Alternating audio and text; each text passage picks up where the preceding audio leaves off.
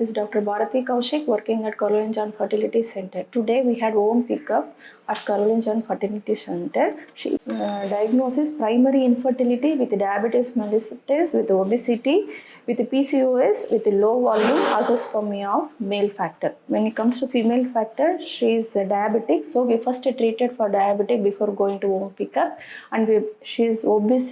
She is obese, so we try to reduce her weight before going to treatment.